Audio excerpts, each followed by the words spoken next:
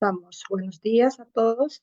Gracias nuevamente por estar aquí presente para continuar nuestro estudio de la realidad peruana, los 7 ensayos de interpretación de José Carlos Mariátegui. Hoy día es el quinto ensayo y se va a ver el factor religioso.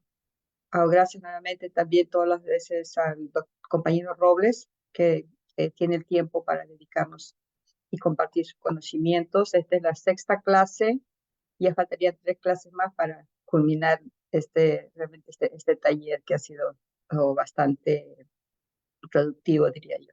Le voy a pasar al compañero Robles y empezamos. Bueno, adelante, compañero Robles. Muchas gracias. Muy buenos días, compañera Mávila. Buenos días a todos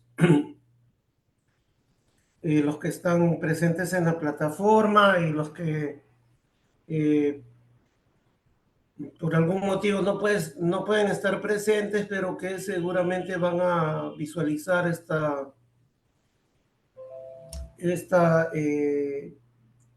charla, este taller. Efectivamente, hoy día abordamos el quinto ensayo, el quinto de los 7 ensayos de interpretación de la realidad peruana, obra de José Carlos Mariátegui.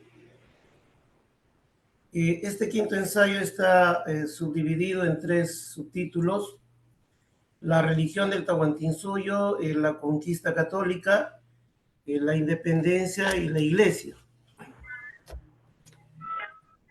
En cuanto a la religión del Tahuantinsuyo, nos hace ver José Carlos Mariátegui de que cuando llegan los europeos a partir del siglo XVI, en el continente americano no van a encontrar un mismo nivel de desarrollo cultural. En este caso, él se refiere al colonizador anglosajón con el conquistador español. El colonizador anglosajón o inglés va a eh, a arribar al territorio norteamericano, ¿no? Las costas del Atlántico, de América del Norte, y no encuentran una cultura avanzada ni una población potente. Eso es algo real. En cambio, el español va a encontrar en México y en el Perú, eh, por el contrario, culturas muy avanzadas, muy desarrolladas. Y claro, eso lo van a reconocer, ¿no?, en sus crónicas. Mm, ahora,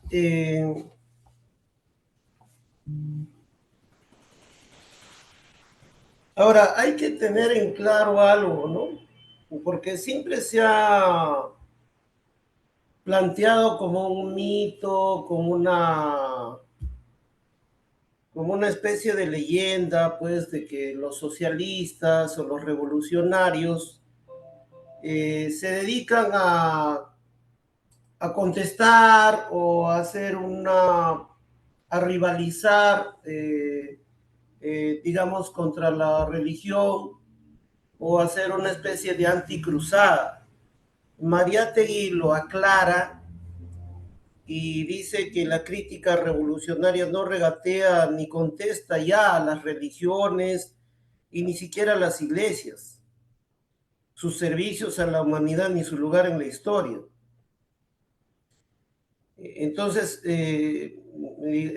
Mariátegui nos muestra como marxista que no, digamos, digamos, los marxistas no niegan, o sea, no hay un negacionismo, una situación de decir que todo lo religioso es malo, todas las creencias de los pueblos en distintos lugares del mundo, tuvieron un papel negativo, ¿no? Digamos, de una manera antidialéctica, ¿no? Que todo es totalmente negativo, ¿no? Entonces, parte por eso y cita a, no plantea de que por eso que no es nada sorprendente lo que plantea Waldo Frank, ¿no? Respecto a Estados Unidos, por ejemplo, que resalta al pioner le llamaron al colono inglés que llegó a Estados Unidos, que eran puritanos.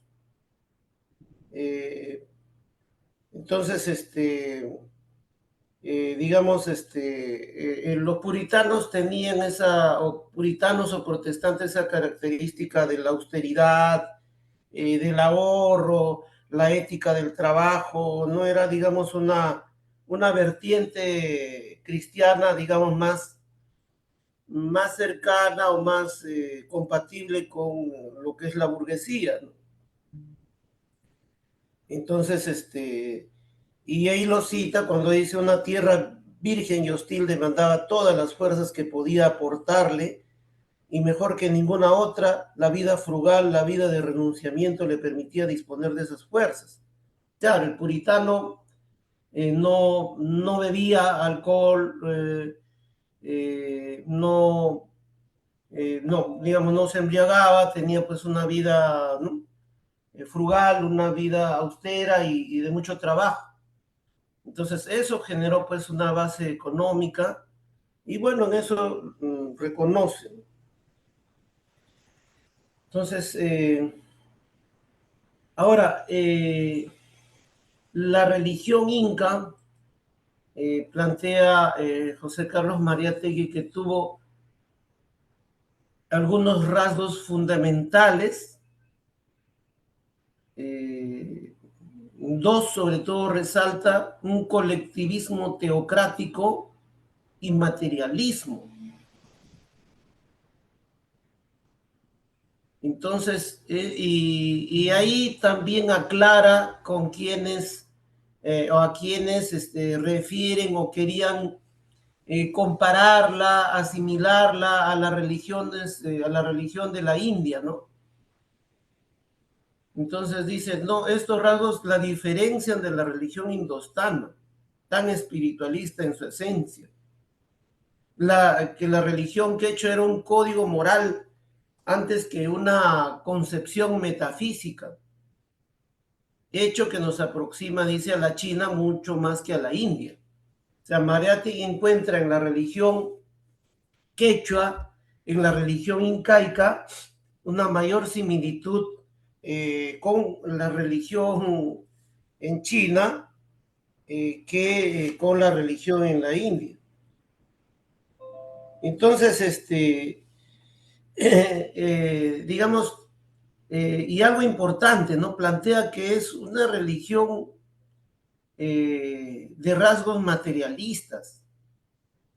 O sea, no se ocupa del más allá, digamos, de como digamos, la religión cristiana, judeo-cristiana que traen los españoles, siempre está pendiente de su preocupación de la otra vida, ¿no? Se predica el tema del menosprecio o la subestimación de la vida terrenal y que lo más importante va a ser pues la vida ultraterrenal. Y se plantea cuestiones como el Espíritu Santo, que no pueden definir claramente qué cosa es, o el tema de que el mundo ha sido creado, ¿no? La religión incaica no asume una creación del mundo, ¿no? Entonces, no, lo que asume sí, pues es el origen de la vida organizada, de la economía, ¿no?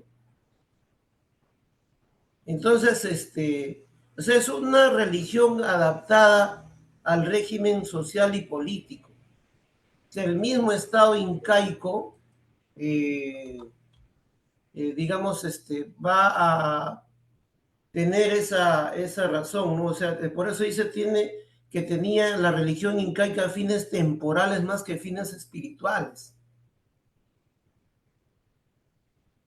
Es decir, la fe, la religiosidad se ponía en que se pudiera garantizar la producción agrícola. Y eso no lo vamos a encontrar en la religión cristiana, católica que viene con los españoles o en muchas otras religiones.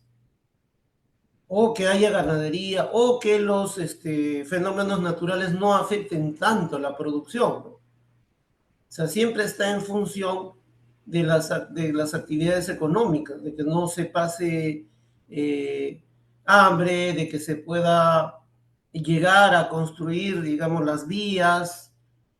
Entonces, por eso refiere de que se preocupaba del reino de la tierra antes que del reino del cielo, y constituía una disciplina social más que una disciplina individual.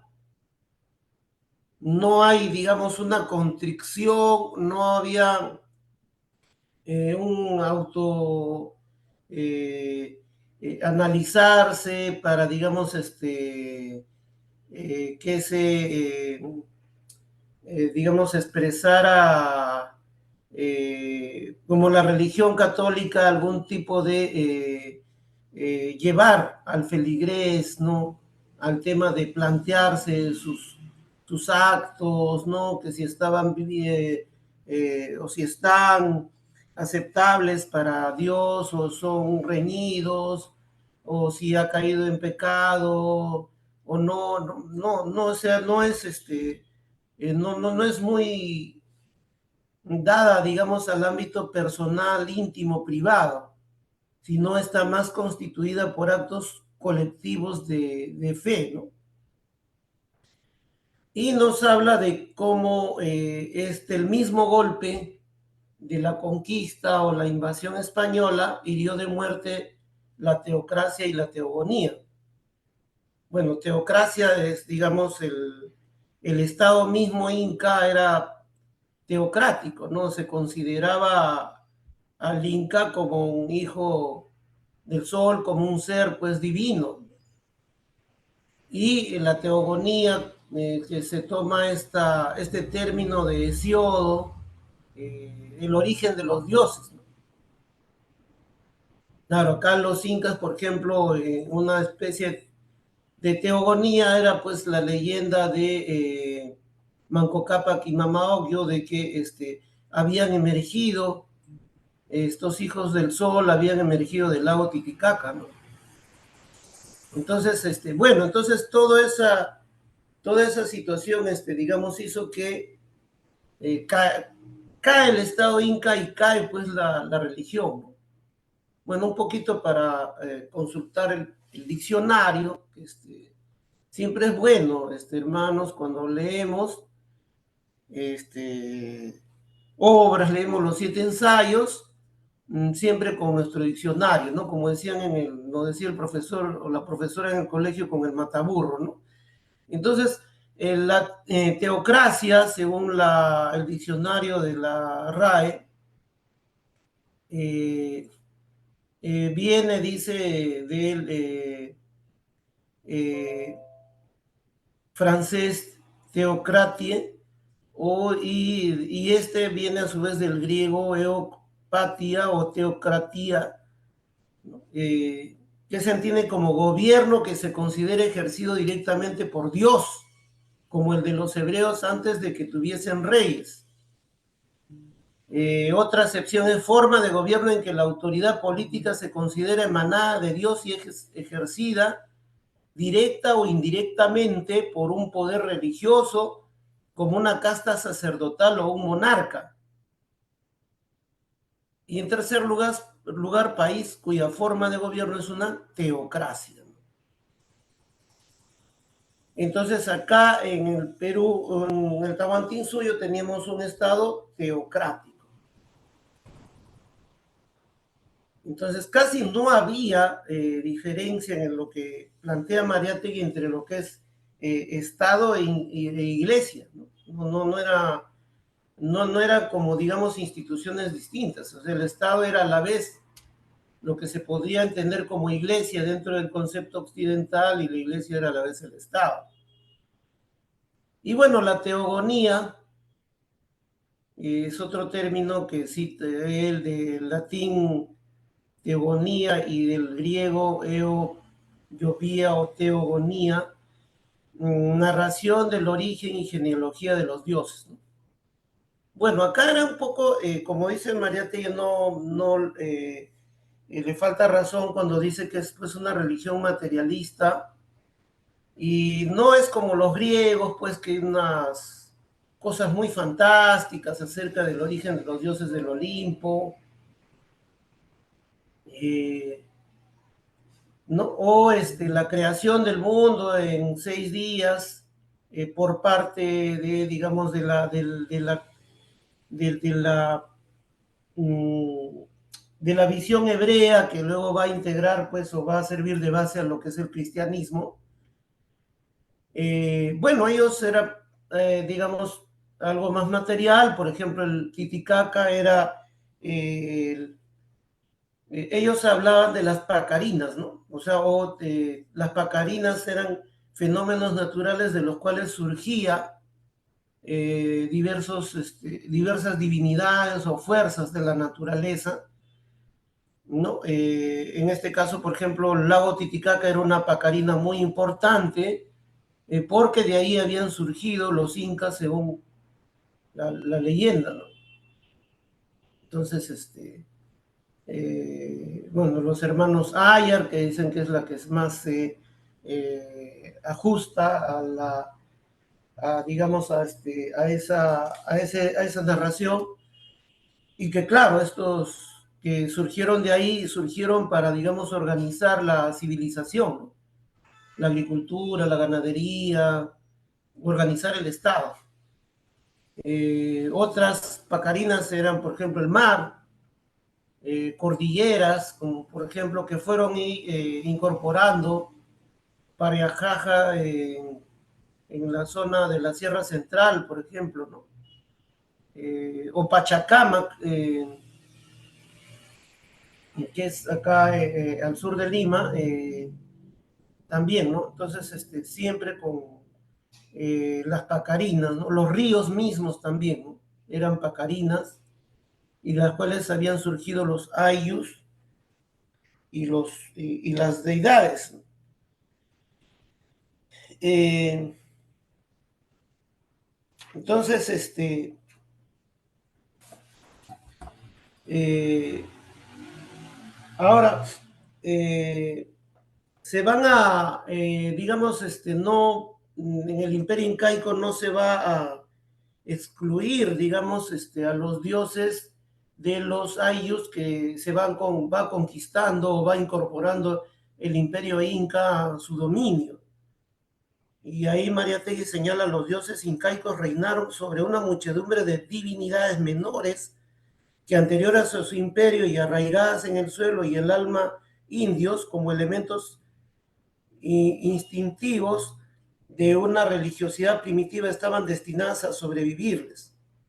El animismo indígena poblaba el territorio del Tahuantinsuyo de genios o dioses locales cuyo culto ofrecía a la evangelización cristiana una resistencia mucho mayor que el culto incaico del sol o del dios Con. El totemismo consustancial con el ayo y la tribu más perdurables del indio, la magia identificada como arte primitivo de curar a los enfermos con necesidades e impulsos vitales, contaba con arraigo bastante para subsistir por mucho tiempo bajo cualquiera creencia religiosa. O sea, ocurrió que cuando sobreviene los españoles, como tiene Mariátegui una empresa militar y religiosa, digamos, era más visible la adoración al sol, que era un dios horizontal de todo el Tahuantinsuyo, y al dios Con, que refiere Mariátegui, es el Apu Contixi Huiracocha, ¿no? El Huiracocha. Entonces, estos estaban pues en todo el territorio había pues sitios de adoración. Y estos reinaban, estos dioses principales, más el Inca, que también era un dios, reinaban sobre los dioses, las pequeñas divinidades de los ayllus.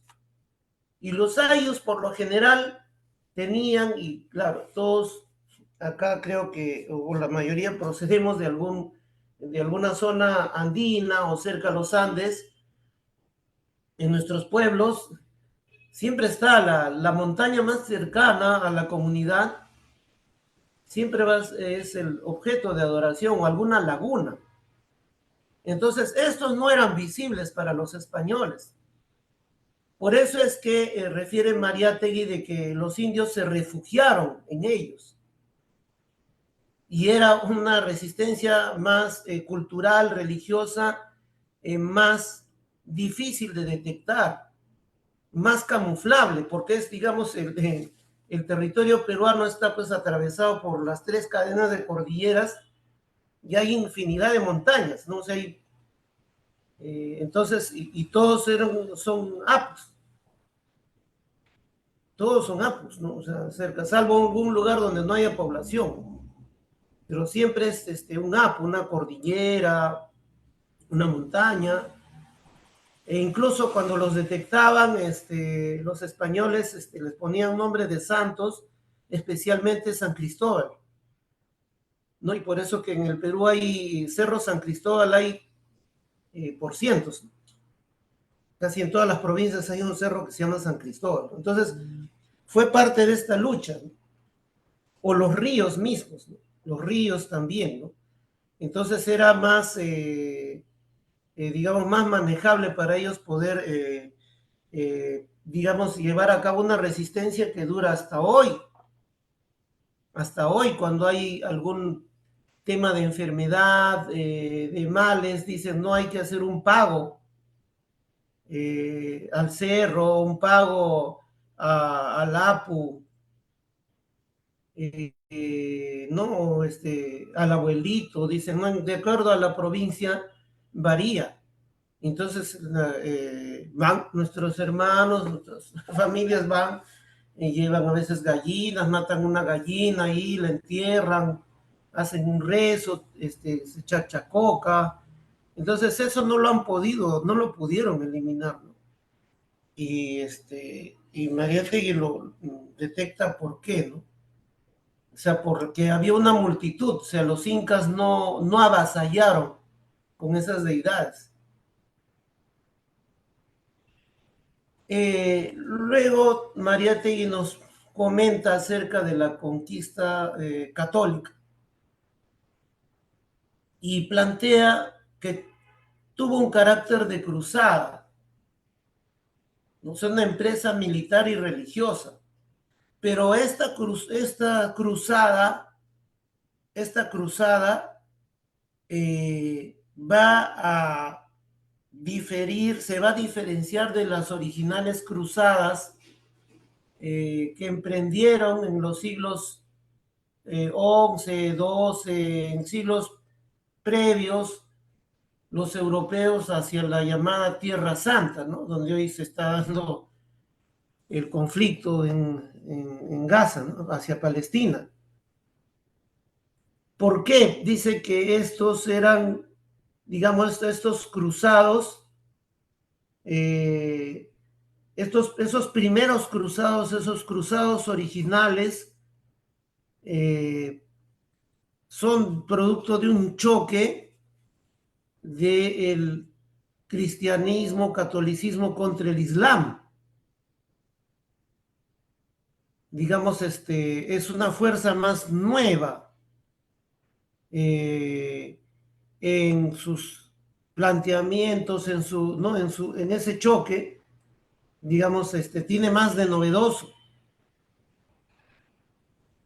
Y en cambio esta que viene a América y al Perú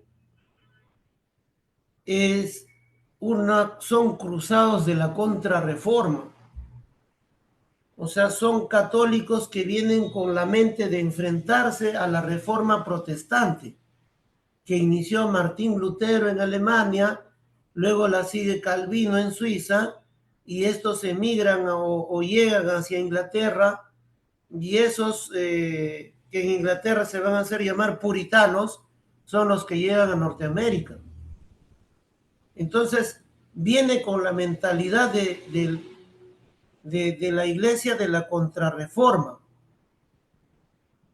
Entonces, digamos, es más atrasado. Es más atrasado porque los protestantes tenían cosas, digamos, más novedosas, más avanzadas, digamos, como el tema del ahorro y el trabajo que se vio en los colonos que llegaron a Norteamérica. Entonces acá España manda soldados y misioneros, ¿no? Y plantea que era necesaria la presencia de Luque, siempre cumplía el papel de ser un letrado porque claro, es cierto, pues, ¿no? Los soldados, como Almagro, Pizarro, por lo general, eran analfabetos, ¿no? Los que sabían leer y escribir en aquel tiempo en España eran los clérigos, eran muy pocos, ¿no? Los nobles y los clérigos, ¿no? Por eso que los cronistas, los que escribían las crónicas, porque conforme avanzaba esta hueste española, iban levantando informes y se les llama los cronistas, eran informes que iban hacia el rey, pero no, pues Pizarro nunca escribió nada, Almagro, ni los hermanos de Pizarro, porque no sabían leer ni escribir. Entonces eran estos clérigos los que hacían esos informes. Entonces, y por eso es que hacían el papel de, incluso cuando que necesitaban mandarle una carta al rey, eran los clérigos los que escribían, ¿no? Pizarro dictaba y ellos escribían, ¿no?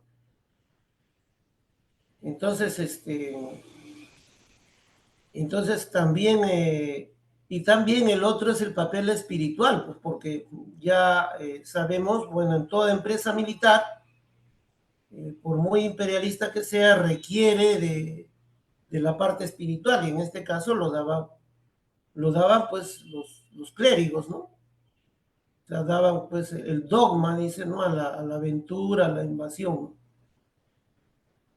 Y luego ya viene el coloniaje, ¿no? Es decir, la instauración del virreinato. Ahora, durante ese tiempo, plantea José Carlos Mariátegui que a pesar pues de la Inquisición y la contrarreforma, que eran pues los componentes retrógrados, y reconoce su obra civilizadora, ¿no? Bueno, mayor parte para traer los componentes religiosos, eclesiásticos de la civilización española o occidental y imponerlos, ¿no? Ahora, bueno, pero además hay el hecho de que el tema de la educación y la cultura van a ser manejados por la iglesia. O sea, no es el virrey que maneja la iglesia, el rey de España tampoco, o maneja la cultura, la educación. El rey de España tampoco envía a algún conde, algún noble y le dice, oye, ve y organiza, él va a organizar la educación, las escuelas, ¿no? Fue la iglesia. Entonces, la contribución de la iglesia a la organización del virreinato no solo va a ser evangelizar a los considerados infieles, pues, ¿no? Nuestros ancestros eran, pues, los infieles, que no creían en Cristo, no creían en la Virgen María, en, en el Dios pues de los occidentales, sino creían en Viracocha, en el sol o en los dioses locales, ¿no? Entonces, entonces no solo se va a dedicar a eso, a perseguir estas herejías, sino también comienzan a enseñar artes, oficios. La escuela, por ejemplo, de la pintura cusqueña es pues labor de ellos, no se le puede negar, ¿no? Oficios, el establecimiento de cultivos y obrajes, como ya vimos en el caso de los jesuitas, que son los que más destacan en esto. Entonces, ha habido aportes, pues, ¿no? Han traído de su civilización aportes que han coadyuvado, ¿no? Entonces, hace una descripción José Carlos Mariátegui de la ciudad de Lima, la ciudad de los virreyes, que eran al inicio unos cuantos rústicos solares que se habían distribuido, pues, predios en las huestes de Pizarro, en lo que es hoy el centro de Lima, y tenían cada uno sus solares. Entonces, pero pese a eso, estos frailes, sobre todo pues los Santo Domingo, de la Orden de Santo Domingo, fundan acá la primera Universidad de América. Entonces, además de traer sus dogmas, sus ritos cristiano-católicos, traen, Mariátegui y valora que traen semillas, sarmientos, animales domésticos. No había pues acá el ganado vacuno, por ejemplo, el ganado equino, ¿no? Entonces, y varios cultivos como el trigo, la cebada, la vid, el olivo, etcétera, ¿no? Entonces, van a ser ellos quienes van a gestionar eso. O sea, esto para ver, digamos, cómo era, digamos, el sector, primero de los hidalgos, de los soldados, y luego de los burócratas que vienen, eran tan parasitarios que los de la iglesia fueron los que traían, pues, ¿no? Las semillas, los animales, fueron los que innovaron en traer. En realidad los otros no les interesaba, ¿no? Estaban más centrados en percibir los beneficios de las minas, pero además los miembros de la Iglesia Católica hicieron estudio de las costumbres, de los naturales, recogieron sus tradiciones y materiales, y ellos son los que van a proporcionar las primeras fuentes históricas de lo que fue el Tahuantinsuyo, del pasado prehispánico. Entonces, por eso refiere Mariátegui que captaron no pocos secretos de la historia y del espíritu indígenas, al punto de que ellos, digamos, más bien se ha retrocedido, en la República se retrocedió, porque, por ejemplo, era en la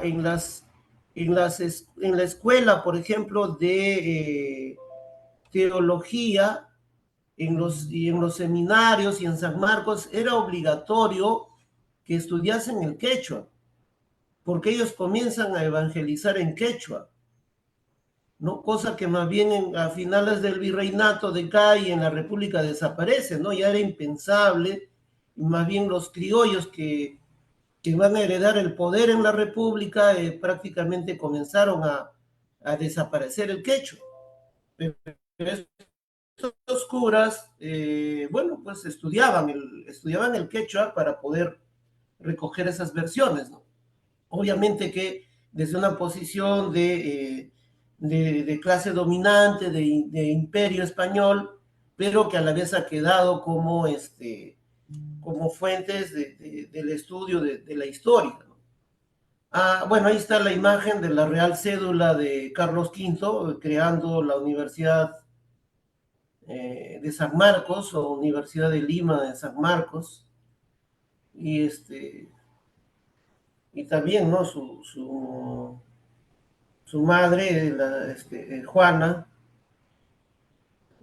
Bueno, bien, entonces la independencia y la iglesia es lo otro que se plantea María y analizar. Y eh,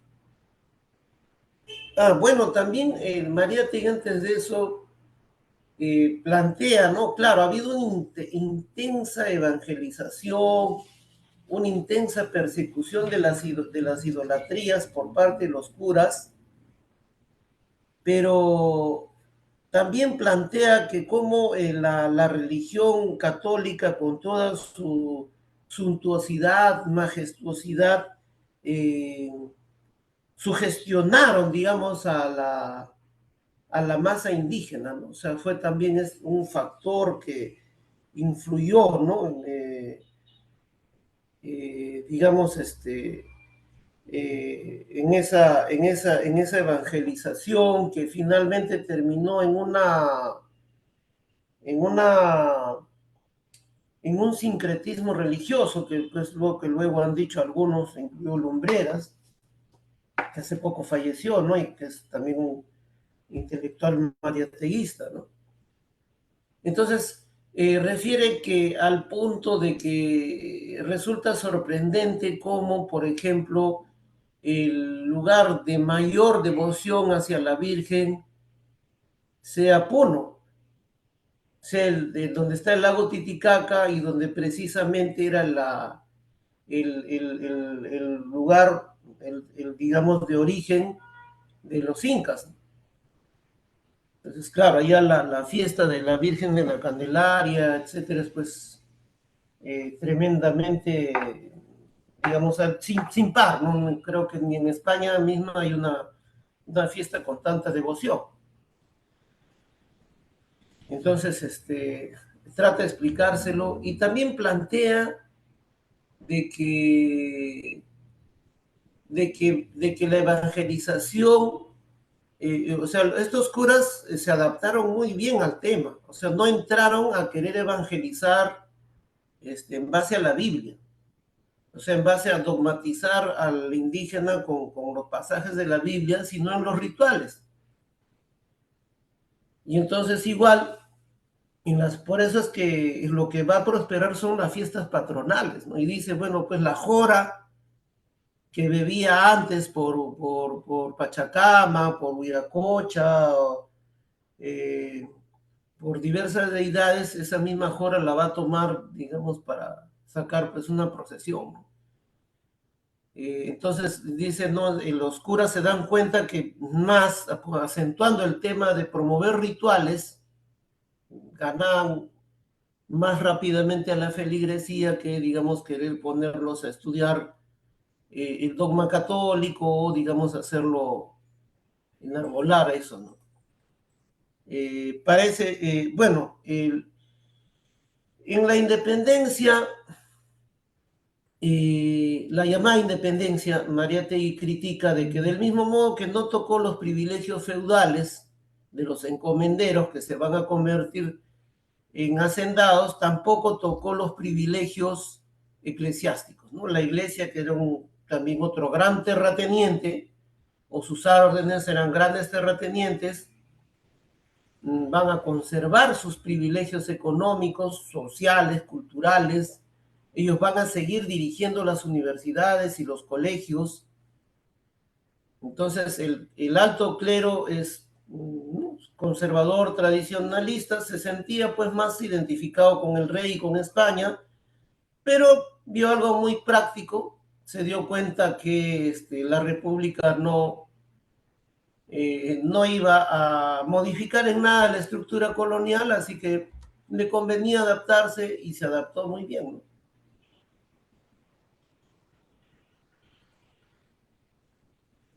Eh, entonces, eh, lo que también se plantea es de que pese a que los criollos que llevan a cabo las guerras de independencia estaban influidos por la Ilustración, por las ideas de la Revolución Francesa, pues, ¿no? Anticlericales, y que incluso ahí van a tener un papel las logias masónicas, ¿no? Bolívar era masón, San Martín era masón, y ellos rendían culto a la diosa razón, ¿no? Pero finalmente se van a aliar con el poder eclesiástico. Entonces, luego van a venir los choques entre el poder eclesiástico y el poder civil, pero no va a ser no va a ser un choque por, digamos, eh, por una lucha de ideas, sino simplemente por equilibrar poderes, repartirse, distribuirse el poder. Entonces, finalmente, eh, digamos, la autoridad espiritual de la iglesia va a quedar intacta y el Estado en el Perú, digamos, en el siglo XIX se va a consagrar a la iglesia católica, hasta bien entrado el siglo XX. En estas circunstancias también José Carlos Mariátegui plantea lo más anticlerical que había surgido era el movimiento radical. ¿Qué era el movimiento radical? Manuel González Prada, que influyó bastante en Mariátegui, anarquista, el primer anarquista del Perú, pero muy peculiar, ¿no? Tenía sus peculiaridades porque era un anarquista que a la vez era nacionalista. Él funda el Partido Radical y desata una crítica, pues, mordaz contra el civilismo, el pierolismo, el militarismo en lo político, y también hace una agitación anticlerical, desenmascara a la iglesia, todo el papel que había tenido, pues, oscurantista y de poder someter a los indígenas durante la colonia, durante la república, ¿no? Se contaba incluso anécdotas de cómo Manuel González Prada era anticlerical desde niño, a tal punto que cuando sus padres lo llevaban a misa, para no arrodillarse, decía que le dolía la pierna, ¿no? Entonces, claro, sí, fue algo que generó en las provincias, ¿no? Digamos, un sector que comenzó, digamos, a mirar con indiferencia a la religión católica. Pero Mariátegui encuentra que es limitado en la medida en que no toca la estructura económico y social. O sea, el orden feudal que sostenía la Iglesia Católica en el virreinato y luego en la república no era tocado por el planteamiento radical de Manuel González Prada. Entonces, José Carlos Mariátegui nos devuelve a que,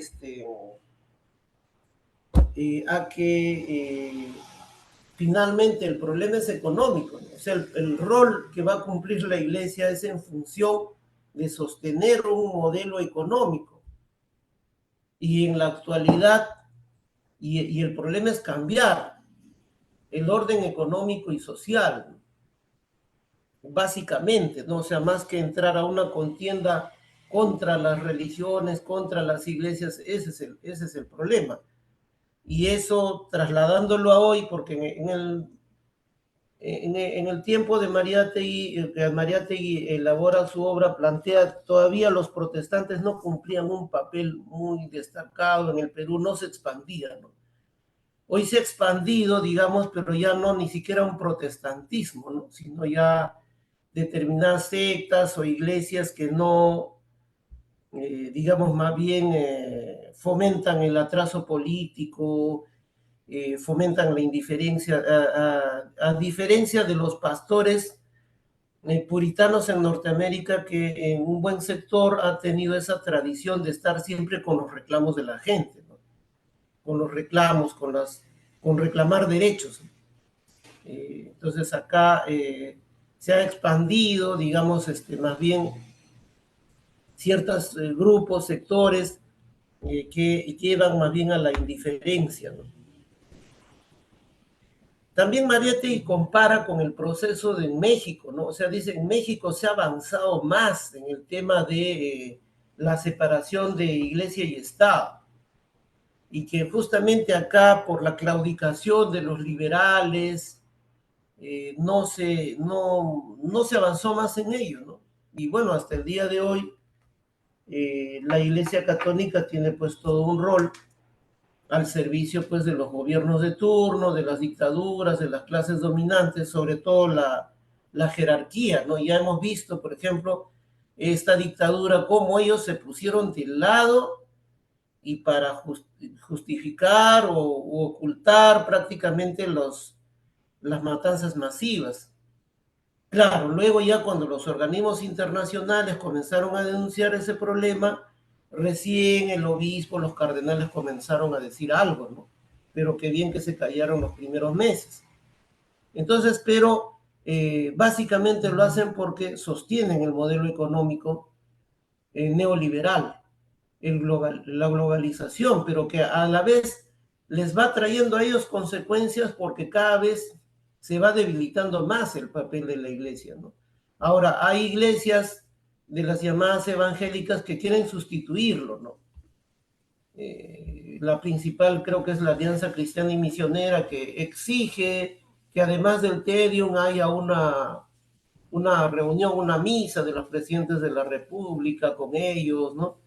Entonces van contendiendo en eso, ¿no?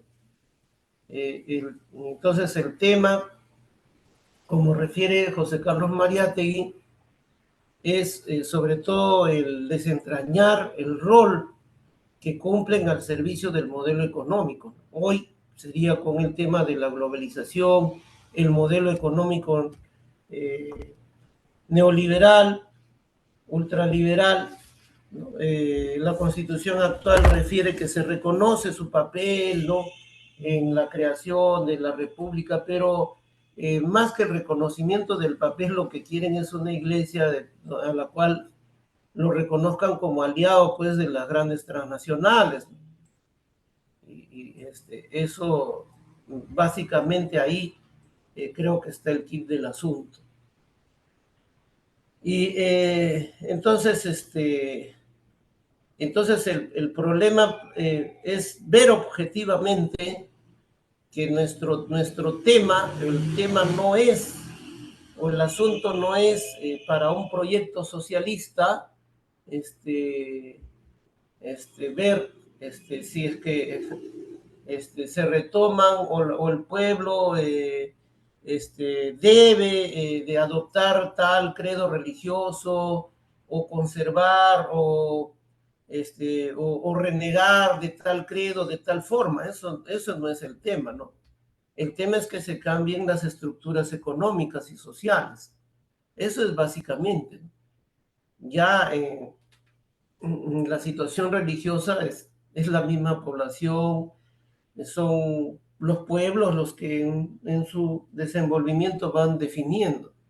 Nuestra preocupación está, como nos inculca Mariátegui, siempre en el tema del modelo económico. Muchas gracias y hasta aquí llegamos hoy día con este comentario.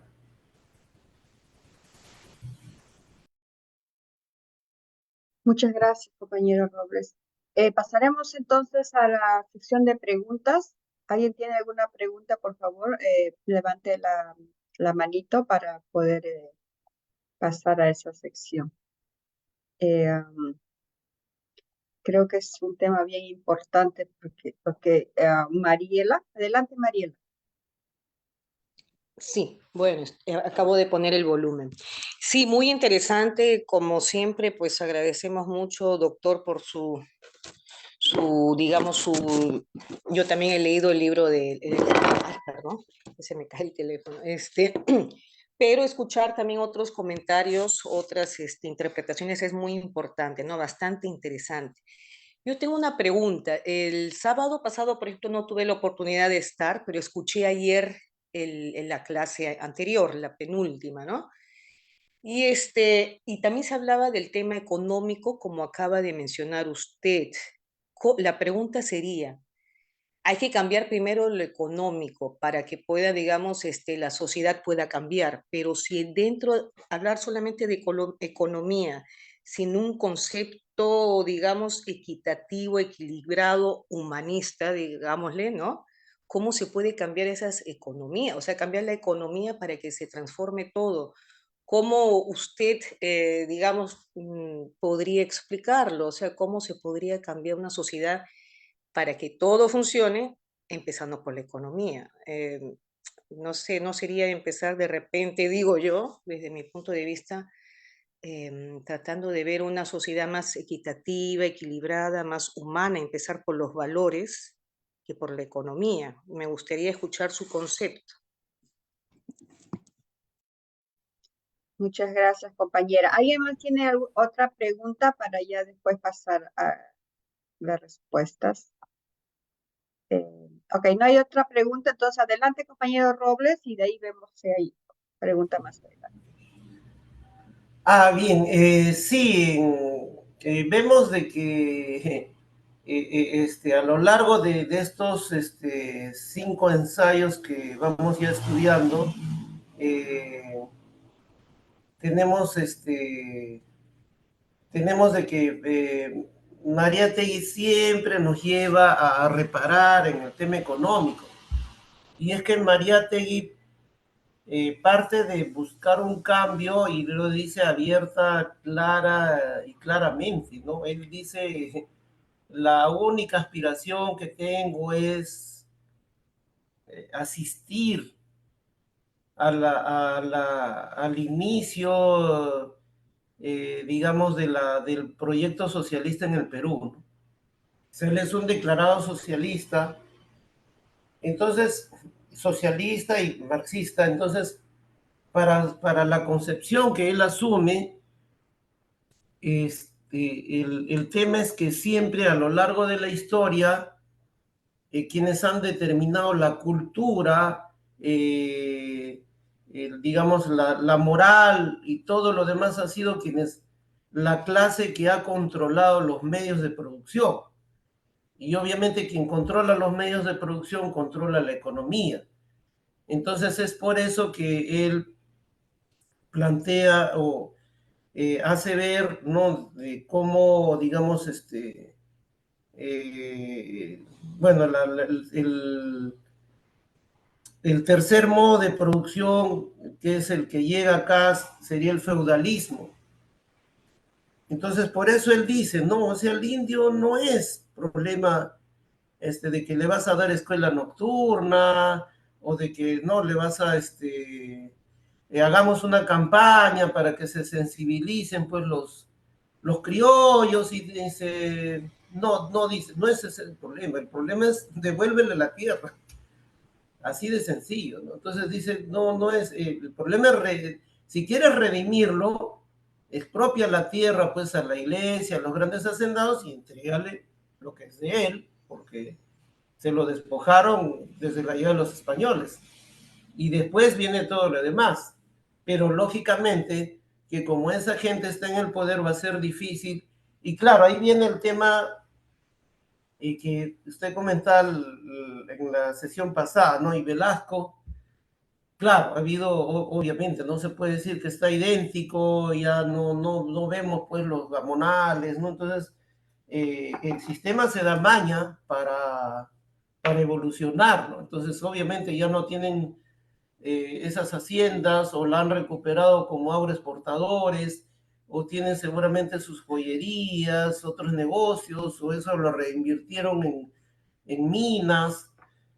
Entonces, claro, ese es el gran problema, digamos, o sea, es como que nos tratara de decir en sencillo, Mariátegui, tus buenas intenciones se van a chocar siempre con que acá hay una pequeña clase de grandes potentados que controlan la economía y los medios de producción.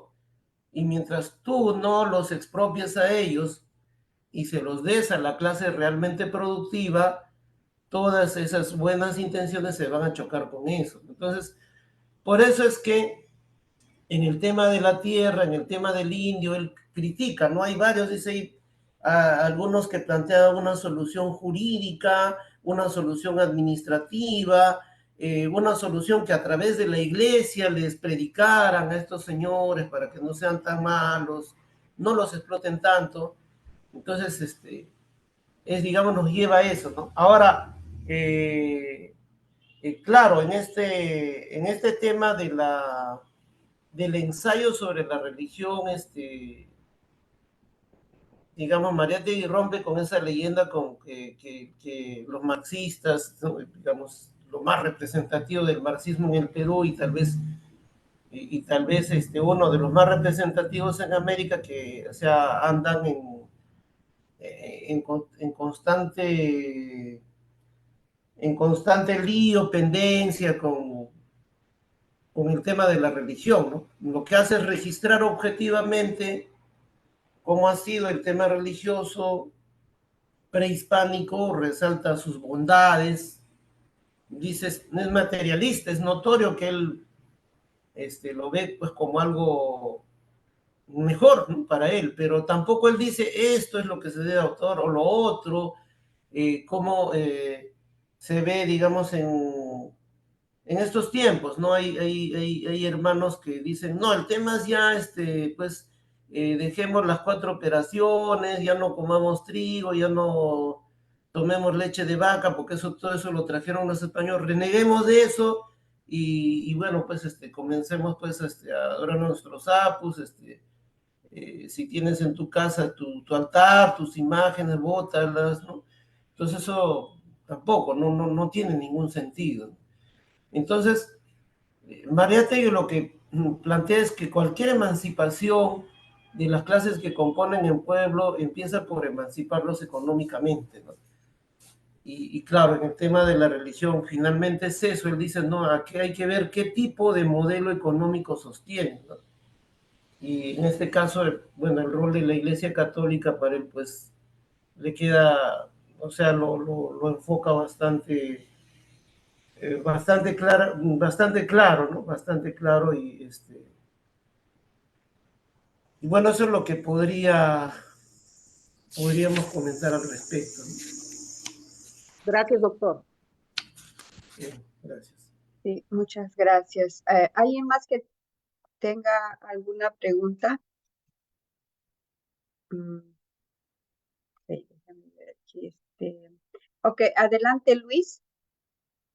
Ok, buenos días, buenos días. Agradecerle al doctor, como todos los sábados, su presencia realmente es muy educativo. Es cierto que la iglesia es muy criticada porque como que ha perdido valores y prácticamente funciona como partidos políticos. Mi pregunta sería, actualmente cómo está la relación entre la iglesia y el pueblo. ¿Es posible una alianza entre las élites eclesiásticas que obviamente defienden este modelo económico con el pueblo? ¿Qué tendrían ambos que ceder para articular un acuerdo que permita trabajar juntos para el progreso de la sociedad? ¿O definitivamente no se puede dar digamos, esta alianza? Eso es todo. Muchas gracias. ¿Alguien más que tenga una pregunta para ya contestar? No, siga adelante, compañero Robles. Ya. Sí, bueno, entonces, para cerrar, ¿no? Bueno, yo veo que es prácticamente imposible, ¿no? Digamos, tenemos en la cúspide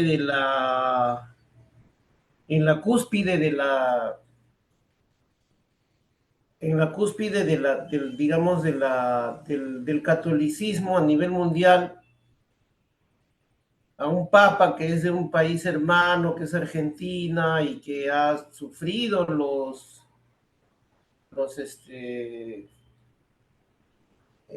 digamos, la represión de dictaduras puestas por Estados Unidos, porque a mí no me cabe duda de que Galtieri y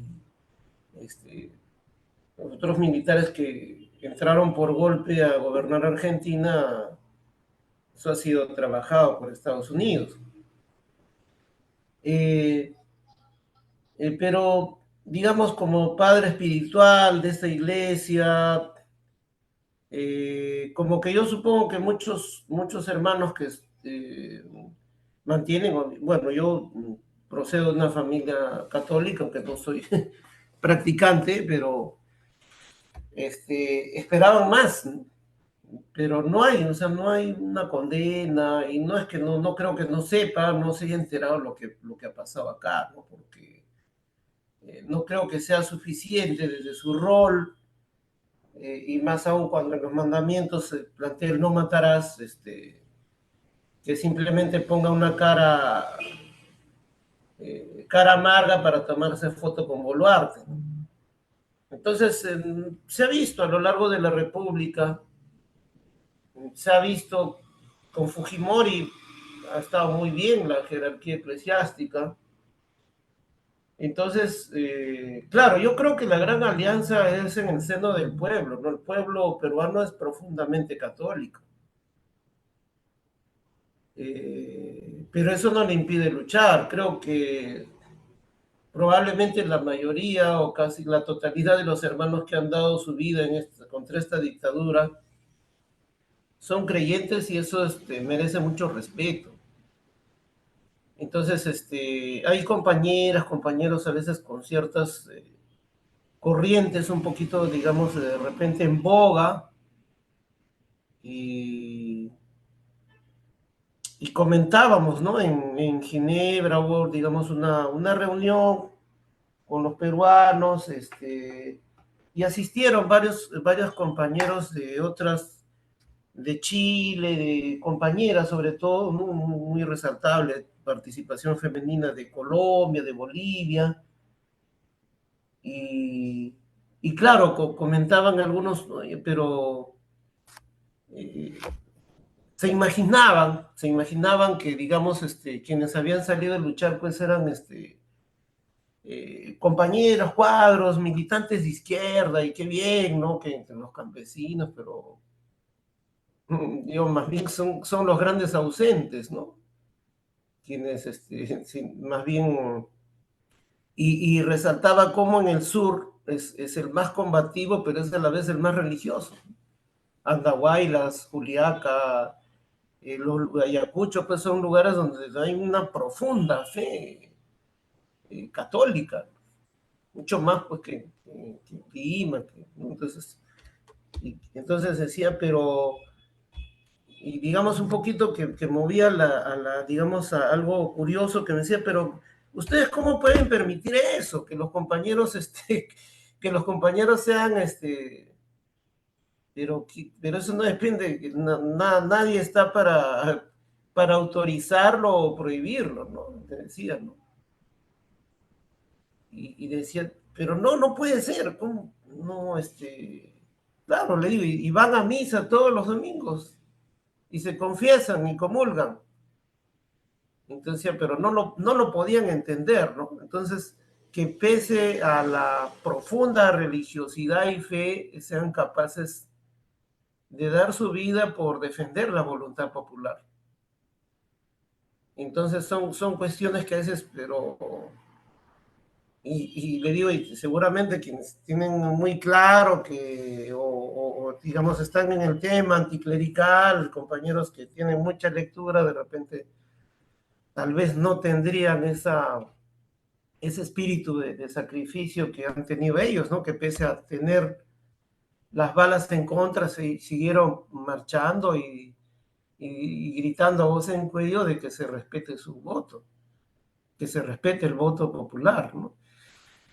Entonces, la alianza creo que es con la religiosidad muy profunda del pueblo peruano y es un proceso que se da solo, ¿no? No hay por qué forzarlo, o sea, hay ideas, ¿no? Dentro de la izquierda un buen sector de que hay que forzarlo, hay que convertirlo en agenda, eso de que no debes creer en Dios, no debes ir a tu iglesia. Me parece que no tiene sentido, ¿no? Y María en ninguna parte te llama eso, ¿no? Ninguna parte te dice, oye, hagamos una campaña, hagamos un trabajo para que la gente deje de creer, ¿no? Eso es un tema que se resuelve solo producto de la evolución económica y social, ¿no? Entonces, bueno, eso, entonces creo que la alianza es con ellos, no con la, y con muchos sacerdotes de parroquia, muy respetables, muy loables en su rol de verdaderos pastores, creo que sí, ¿no? Y también, obviamente, si los hay en otras iglesias y en buena hora, ¿no? También igual, con ese profundo respeto. A propósito de este tema, Mariátegui anterior a esto tiene un escrito sobre el Señor de los Milagros. Hace poco acabamos de estar en la feria, en el mes morado, ¿no? Y él destaca, ¿no? O sea, cómo toda esa fervorosidad masiva, ¿no? Sería, creo, motivo de repasarlo. Entonces es otra concepción, o sea, ahí se trae el tema de que como que el anticlericalismo o la anticruzada fuese, digamos, un rol, una tarea del socialista, del revolucionario, pero Mariátegui nunca fue partidario de eso. Es otra visión, ¿no? Y claro, en el sector contrario, en la derecha, se difunde eso y se genera más bien rechazo al socialismo. Dicen, no, ellos te van a prohibir tu creencia. Ellos persiguen persiguen a la religión, lo cual es un invento, eso nunca ha existido.